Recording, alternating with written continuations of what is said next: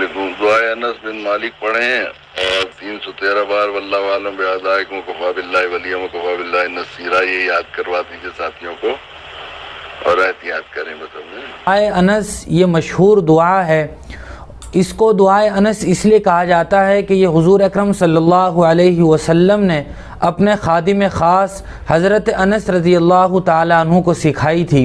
یہ دعا علامہ سیوطی علیہ الرحمہ نے جمع الجوامع نامی کتاب میں نقل فرمائی ہے، اور اس دعا کے پڑھنے کی برکت سے آدمی آفات و بلیات سے، مصائب سے محفوظ رہتا ہے۔ صبح کو پڑھ لینا اور شام کو پڑھ لینا یہ حفاظت کا ذریعہ ہے۔